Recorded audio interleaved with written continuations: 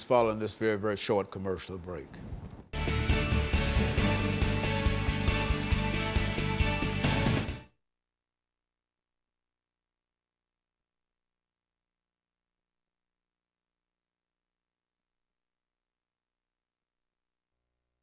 Probably would have killed himself, too. I think so. I think so. If he had a chance, you know, so.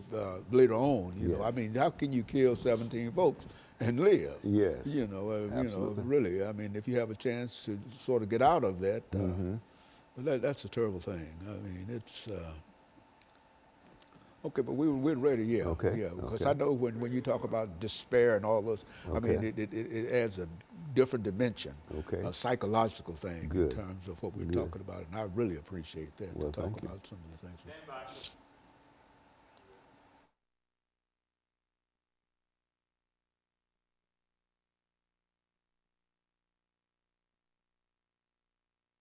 Thank you and welcome back to the second segment of the show for today. We're talking to Dr. CPoe, and he's given us some information in reference to dreamers and gun violence. And of course, Dr. Poe, I think when we had our first segment, you gave us background information. So let's start off by giving you a free opportunity to talk about gun violence, immigration, dreamers, and that kind, all of those kind of things that come together that promotes, in a real sense, I think you're indicating, gun violence. Yes. Now, I want to just give make some comments about despair.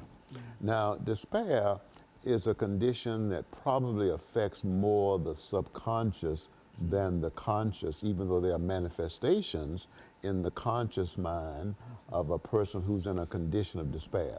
Now, despair is defined as a sense of hopelessness, helplessness, worthlessness, and oftentimes if a person is in a condition of despair, they'll have an urge to take their own life and or an urge to take the life of somebody else. Now, I think that mass shooters, by and large, are in a state of despair, and I think that being in a state of despair has a tendency to cause them to become delusional, having false thoughts, and to believe then that somebody else is a threat to them. It may be a religion, it may be someone of the opposite party, or it may be an ethnic group. You recall the shooter, Dylan Roof, that went into the church and killed 9 people.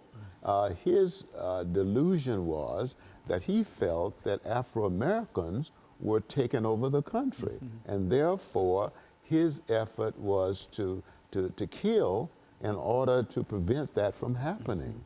As I was about to say, that despair may manifest itself, for example, as addiction.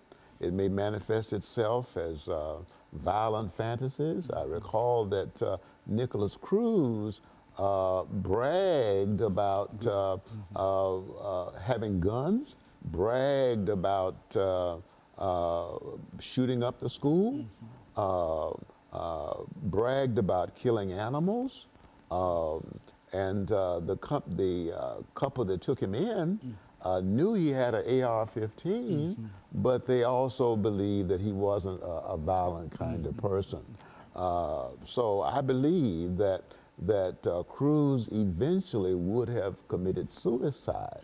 And I want to say that if a person is in a condition of despair, they are more likely to be primarily suicidal, much more than homicidal.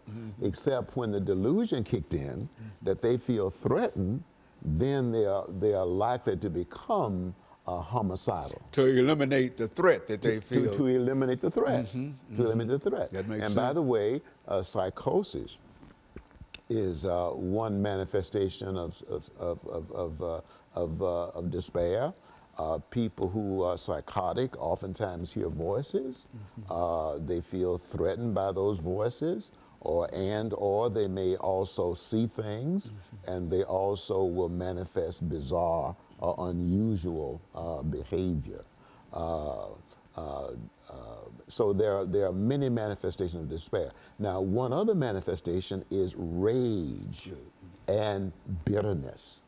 People who are in a condition of despair are often bitter, and they have trouble controlling their anger. So I want to make those points quite clear, that in a condition of despair, a person is more often suicidal than homicidal. You know, and of course, Dr. Poe, I see where gun violence can fit into what we're talking about here, because these are the folks that become so overcome with despair that, as you indicated, that they're suicidal. Yes. And they don't mind if you're going to take your own life. Yes. Another life does not matter at all to you. Yes. Is that what we're saying? Yes. Well, now, Dr. Poe, if we think in terms of despair and people who are caught up from a psychological point of view in reference to despair, then the argument that this was a mental problem, not a gun problem. Now deal with that, because because I think that when we talk about, and especially when we talk about trying to put limitations upon the ownership of guns and et cetera, a lot of folks say that it's not the gun problem, it's a mental problem. Right. And being in a state of despair brings about a mental problem. So would you say that Cruz was affected not with a mental problem, but the access that he had to guns made it very possible for him to do what he did? Well, I think it's a combination of both. Okay. He obviously had some mental health issues, okay? But it's also, he also should not have been able to purchase an AR-15, okay? An automatic weapon, and plus the fact that he had quite a bit of ammunition on him. So he should not have been able to purchase that gun with the history of some mental health issues. So I think it's a combination of both, not just mental illness, but also a combination of access to guns. And so, and that's why it's so disheartening that the Florida legislature would vote against a ban on assault weapons. Out of all things, and that seems to be an easy vote, because there are not many things that you can use an assault weapon for. And an AR-15. Yes. I mean, why? I mean, that's almost like you destroy a tank almost with something like that. And, Yes. And to have that, speak to that. Well, I think that part of the problem has been recognized, and that is, I think the NRA donated about $30 million to Trump's re-election campaign. 216. 216? Yeah. 216 million? Million to, yeah, oh, really? That's right. Really? That's how much, really? Yeah. Wow. Yeah. And also, and so I think that the NRA has a kind of a chokehold on the Congress, and so on a lot of their representatives as well as the senators. And so I think that was the reason why the Florida legislature refused to vote to ban or even to take up the issue of assault weapons. Okay, and of course we're going to take our second commercial break, and we'll be back with our audience, excuse me, following this very, very short commercial break.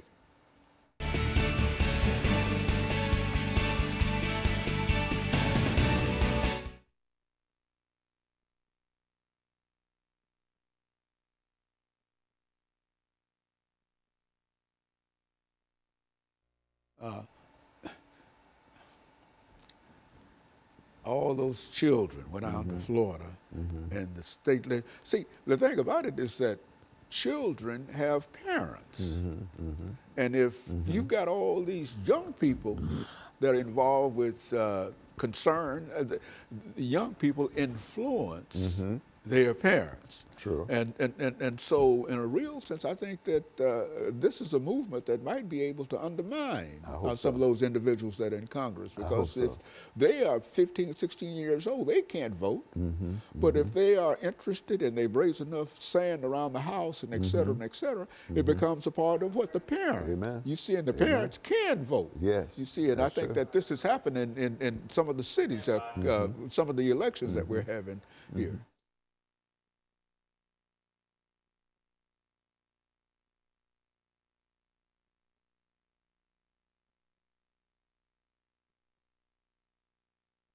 Thank you and welcome back to the final segment of the show for today. We're talking to Dr. CPoe, and he's talking about dreamers and guns. And of course, Dr. Poe, let's see if we can pick up during this final segment dealing with the efforts to try to deal with all of the guns that we have, either from a mental point of view or from a psychological point of view, however you wish to deal with it.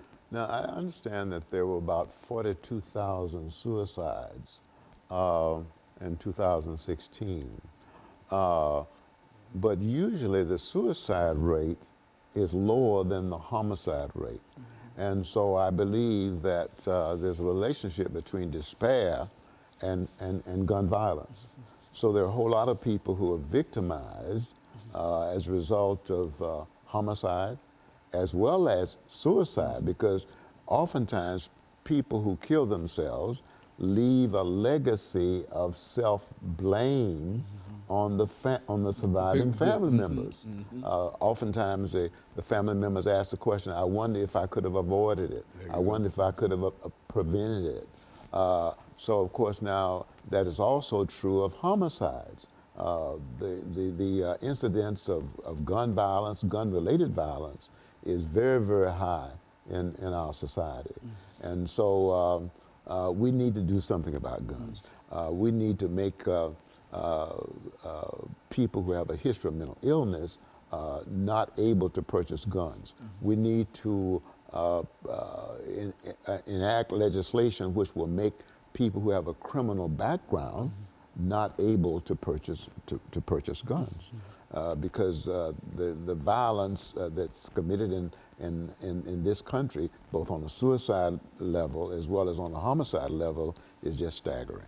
And it's all connected with the availability of guns. Absolutely. You see, and the power of all of these guns. Yes. It seems that there's so much opposition, and people talk about the Second Amendment to the Constitution and that you must have a gun and et cetera.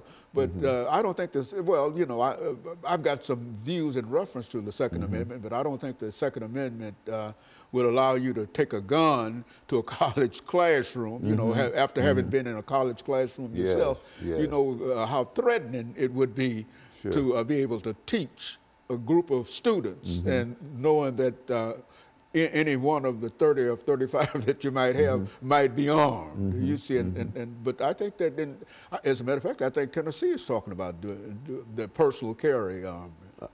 Yes, that's true. And I think the NRA's position is that everybody ought to have a weapon.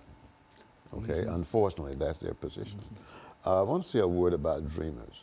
I think it's very sad that the Congress and or the president can't come up with a pathway to citizenship without tying in to billions of dollars for the border wall. Border wall.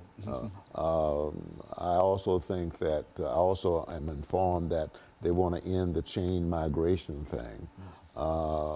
And so it's really sad. It's very sad and very disheartening to recognize that the Congress and or the president can't find a way to allow these persons a path to citizenship.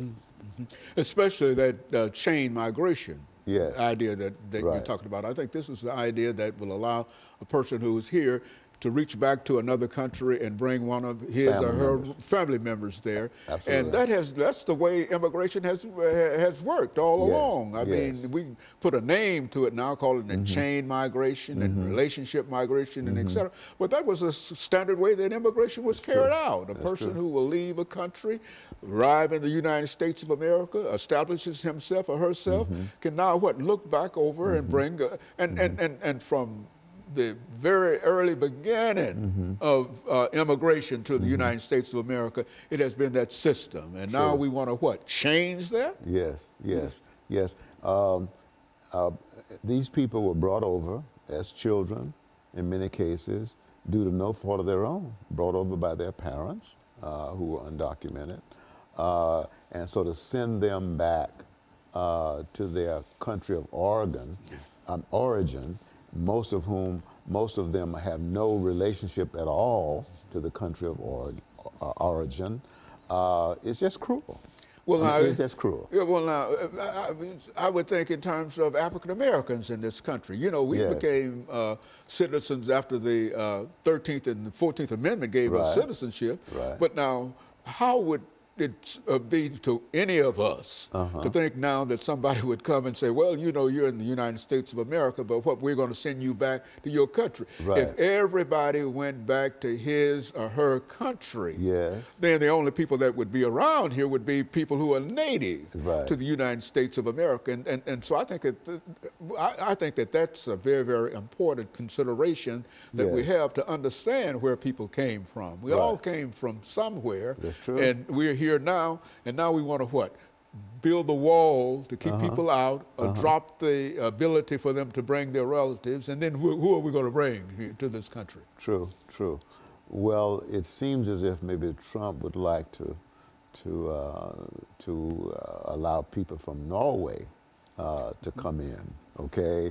And of course that suggests that there may be a racial bias. It's obvious that there's a racial bias in there. And let me also go back to gun violence just a moment. People in a condition of despair are most likely to crave attention, okay?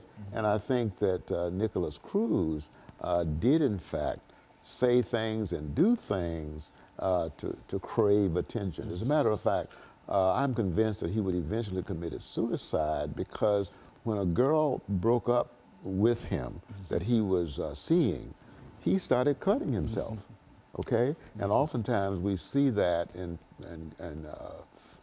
females and males who've been severely abused early on in life. They have a cutting addiction. They tend to cut themselves. That's all psychological thing. Yes. I mean, but it's like if you're in a condition of despair, you just want to hurt yourself or you want to hurt other people. I mean, because of the bitterness, because of the anger, because of the rage.